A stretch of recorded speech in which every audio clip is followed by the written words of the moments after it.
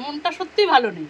অন্যায় যে প্রতিবাদটা যে সামনে রুখে দাঁড়ানো সেটার ক্ষমতা কারণ নেই, বুঝেছেন? মানে এখন কোথায় সমাজ চলে গেছে কিন্তু ওনার ছেলে নেই, মহিলা মানে মেয়ে, তার কাছে আমরা জোর হাত করে এইভাবে বললাম, দিদি আপনার বাবাকে দেখেন না, এই ডাস্টবিনের পাশে পড়ে আছে, রোদ্দুরে একটা প্লাস্টিক পাড়ার ছেলেরা, বাচ্চা ছেলেরা খাটিয়ে দিয়েছে। হ্যালো, ওয়েলকাম টু কুনাল পাত্র ব্লগস। কেমন আছো সবাই? আশা করছি সবাই ভালো আছো। আমাদের পাড়ায় চলছে একটা করুণ ঘটনা। অনেকে বলে ছেলেরা ভালো, অনেকে বলে মেয়েরা ভালো। কেন বলছি ব্লগটা দেখলেই বুঝতে পারবে। তো চলো আজকের ব্লগটা শুরু করা যাক। এখন খাচ্ছি হচ্ছে আমরা টিফিন, প্রায় সেই 12টা বাজে, অন্য দিনের মতনই। কিন্তু আজকে হয়েছে একটা অন্যরকম গল্প। এক ভদ্রলোক আমাদের পাড়ারই, তার মেয়ে জামাই ভাড়া থাকে আমাদের এখানে। মেয়ে জামাই তার বাবাকে দেখছে না।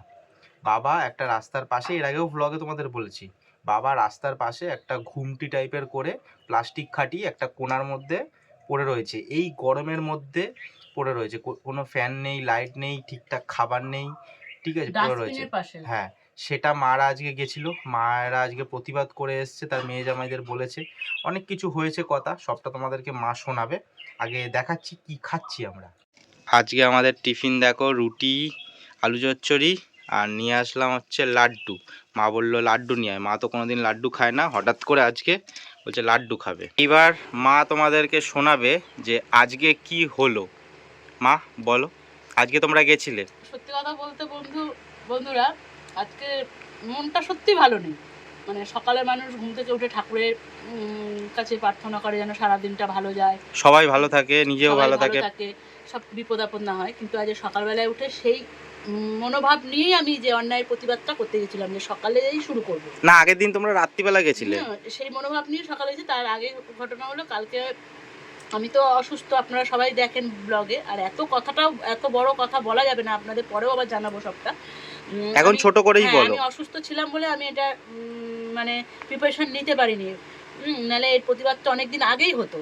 এবারে কালকে আমি আর আমার এক বান্ধবী আসছিলাম, তা ওর সাথে অনেকদিন ধরে এইটা নিয়েই কথাবার্তা বলছি। তার বাড়িতে জিবিপিসি তাকে ব্লগে আপনারা দেখেছেন। তাকে বলাতে তারও খারাপ লাগছে, আমারও খারাপ লাগছে, পাড়া প্রতিবেশীদেরও খারাপ লাগছে। কিন্তু অন্যায় যে প্রতিবাদটা যে সামনে রুখে দাঁড়ানো সেটার ক্ষমতা কারণ নেই, বুঝেছেন? মানে এখন কোথায় সমাজ চলে গেছে দেখুন, মানুষ ছেলে মেয়ে মানুষ করছে, সন্তানদের জন্ম দিচ্ছে। অনেকেই বলে যে মেয়ে ভালো, ছেলেরা ভালো না, বিয়ের পরে দেখে না।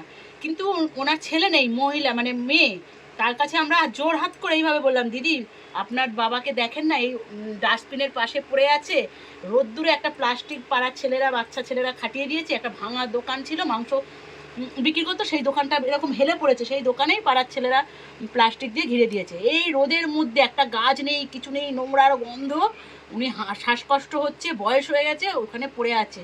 একটা কুকুর বেড়াল রাস্তায় থাকতে পারছে না এই রোদে, ওই মানুষটা দিনের পর দিন। এবার আমরা সেটা দেখছি, তাই এটা অন্যায়ের প্রতিবাদ করা উচিত কিনা বলুন বন্ধুরা। তা কালকে আমি সবাই পাড়ার অনেককেই দাদাদের ডেকেছি, ভাইদের ডেকে বলেছি, সবাই বলেছে হ্যাঁ করা উচিত, কিন্তু সেইভাবে কেউ প্রিপারেশান নিচ্ছে না। কিন্তু কালকে আমি না থাকতে পেরে কাল বলেছি, আর আজকে আমরা সকালে গিয়ে তার বাড়িতে গেছিলাম। সে কি মূর্তি, মানে মুক্তি। তারপরে বলো যেটা তুমি আমাদেরকে বললে, আমি কথার মধ্যেই মানে করছি যে মানে প্রথমে কেউ যেতে চাইছিল না। মানে এই একটা জিনিস আছে, সবাইকে দেখবে যে মানে একটা কেউ যে আগুনটা সলতেতে আগুন ধরাবে এরকম কোনো নেই, যদি একবার ধরিয়ে দেয় তখন কিন্তু দাউ দাউ করে সবটা ধরতে থাকে। তো এরকম তো মা আর পিসি সবাই মানে প্রথমে উদ্যোগটা নিয়ে গেছে, তারপরে কিন্তু সবাই গেছে, পাড়ার সবাই গেছে, অনেকে আর এটা আমাদের অনেক কাকিমারাও গেছে। আমাদের পাড়ারই প্রতিবাদ সবাই। তা আমরা বলেছি, ওনাদের টাইম দেওয়া হয়েছে, মেয়ে দেখবে না, ঘরে তুলবেই না বলছে। আর না, তুমি বলো যে বাবা পড়ে রয়েছে এখানে, অথচ মেয়ের বাড়িতে এসির মধ্যে ওরা ঘুমাচ্ছে। কালকে যখন বড় টিভি, মানে পুরো টিপটপ, হ্যাঁ, দরজা জানলাটা খুলেছে কাঁচের, দেখি এসিতে, সন্ধ্যা থেকে মানে সারাদিনই ওরা এসিতে রয়েছে। আর বাবা এই কাঠফোড়া, আপনাদের দেখাবো ওনার দৃশ্যটা, উনি কেমন কি কষ্ট পাচ্ছে সেটা আমি আমার ছেলেকে বলবো, আপনাদেরকে দেখাবে। আপনারা সবাই সাপোর্ট করুন, এই অন্যায়ের প্রতিবাদ কিন্তু করতেই হবে। এই ছোট থেকেই কিন্তু বড় প্রতিবাদে মানুষ দাঁড়ায়। আপনাদের কাছে আমার অনুরোধ যে আপনারা পাশে থাকুন।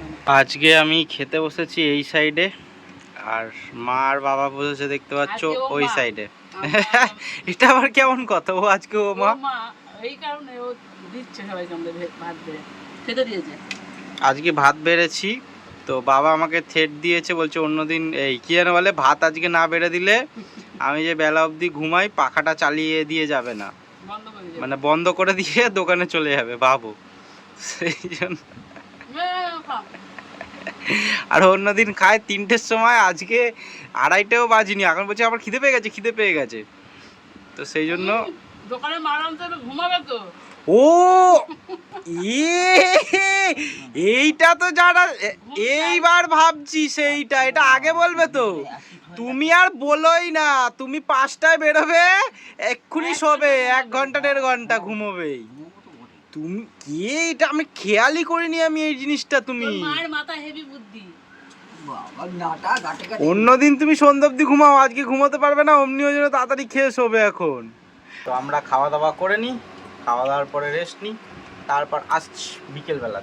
খাচ্ছিলাম, মার আর বাবার তো আগে খাওয়া হয়ে গেছে, আমি লাস্ট চাটনি দিয়ে ভাতটা খাচ্ছিলাম, চলে গেল কারেন্ট। হাসবো না কাঁদবো বুঝে পাচ্ছি না। ভাবো যে এই এত এসি লাগাচ্ছে, এ করছে, লোড নিতে পারছে না, কারেন্ট অফ করছে। কালকে রাত্রিবেলাতে আমাদের মানে 2টো না 3টে ফেজ আছে, তো আমাদের এখানে কারেন্ট ছিল। ওই যে কৌশিক যে আমার বন্ধু আছে, ওর বাড়ির ওখানে পুরো কারেন্ট ছিল না। কালকে আমরা প্রত্যেকদিন রাত্রিবেলায় বেরিয়ে মানে খাওয়া দাওয়ার পরে 12টার সময় বেরিয়ে 12টা থেকে 1টা অবধি বা 12টা 10-15 থেকে 1টা অবধি আড্ডা মারি, মানে হাওয়া খাই মাঠেতে, আমরা 3জন বসে, আমি, কৌশিক আর সোহম।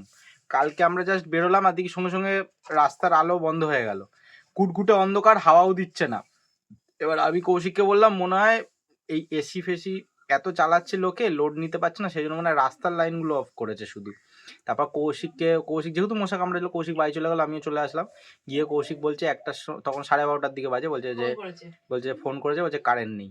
আমি এবার তখন কি বলবো, মানে এমন সময়, অন্য সময় হলে বলতাম যে সব চলে আয়, তখন রাত্রির 1টা বাজে, তখন কি বলবো যে আয় বা কিছু, তখন তাও বলতে পারিনি। তো তারপরে তাদের কারেন্ট এসছে প্রায় 1:45-2টোর সময়। ভাবো বাবা কোথায়, বাবা মনে হয় বাইরে গেছে। মা, বাবা কোথায়? বাবা যে আগে বললো যে ঘুমোবে, কি হলো কি গো বাবা, তাড়াতাড়ি খেয়ে নিলে ঘুমোবে বলে যে অভিশাপ দিচ্ছি আমরা।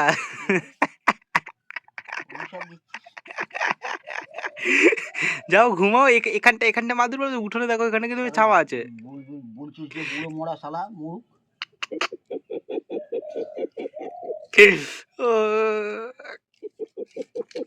তাহলে আগে খেয়ে কিছু লাভ হলো? এখন কারেন্ট গেছে মানে 1 ঘন্টা, কি করবে? ওই যে তোর মা গামলায় বরফটা দিয়ে রেখেছে না, ওইটা আমি চৌকির তলায় দিয়ে দেবো।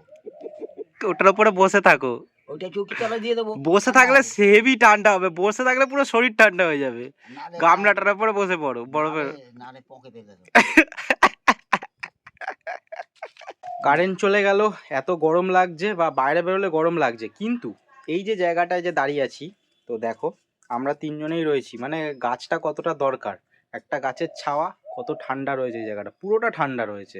তো সেই জন্য গাছটা তো বসানো দরকারই অবশ্যই। দেখো গাছটা কিন্তু বেশি বড় না, দেখো জাস্ট একটুখানি যে রোদ্দুরটা আসছে ফাঁকা দিয়ে, কিন্তু দেখো এই গাছটা ভেবেছিলাম ডালগুলো কেটে দেবো, কারণ হচ্ছে এই যে আমাদের এই পাঁচিলের সামনে, আর এই দেখো এত মোটা হয়ে গেছে, ডালটা না কাটলে আস্তে আস্তে এই অ্যাসবেস্টাসগুলো ভেঙে যেতে পারে ডালের এতে, তো সেই জন্য কদিন বাদেই কাটবো, ডালগুলো খালি ছেটে দেবো। আমার ভিডিও দেখো এমন অনেকে আছো যারা মাছ ভালোবাসো, তো মাছ ভালোবাসো যারা, তাদের একটা ছোট্ট টিপস দিই। এখন যেহেতু কারেন্ট চলে গেছে, এই কারেন্ট চলে গেলে কেউ মাছকে কখনো খেতে দেবে না, কারণ খেতে দিলে তখন কোনো অসুবিধা হবে না। ধরো কারেন্ট সঙ্গে সঙ্গে চলে গেছে, তুমি মাছকে খেতে দিলে, মাছ খেয়েও নেবে, কিন্তু তারপরে যদি অনেকক্ষণ কারেন্ট না আসে, মাছ কিন্তু হাঁপিয়ে উঠবে। তো যতক্ষণ কারেন্ট না আসছে তাতে তুমি খেতে দেবে না, সেটাও ঠিক আছে। মাছকে যদি তুমি 1 দিন না খেতে দাও, 2 দিন না খেতে দাও, 3 দিন না খেতে দাও, কোনো অসুবিধা নেই, কিন্তু বেশি খেতে দিলে তো একদম অসুবিধা। আর কিছু কিছু মাছ কিন্তু নিজেরাও বোঝে না যে কতটা খাবে, তো খেয়ে নেয়, যেমন গোল্ডফিশ আছে, অনেক মাছ আছে, খেয়ে নেয় হুড়ুড়ি করে। তো সেই জন্য যতক্ষণ কারেন্ট যখন যাবে গরমের সময় বেশি করে, একদম খেতে দেবে না। প্রায় 2 ঘন্টা বাদে কারেন্ট আসলো, তো আর পারছি না, তাও আমি আরও অনেকে এসেছিলো, গঙ্গার ধারে গিয়ে বসেছিলাম গাছের ছাওয়াতে, তো একটু তাও ভালো লাগছিলো। এখন গিয়ে একটুখানি রেস্ট নিই, তো তোমাদের সাথে দেখা হচ্ছে কালকে আবার একটা নতুন ভিডিও নিয়ে। তো সবাই বলো আজকের ভিডিওটা কেমন লাগলো, যদি ভালো লাগে অবশ্যই কমেন্ট করে জানিও। টাটা সবাইকে, টেক কেয়ার।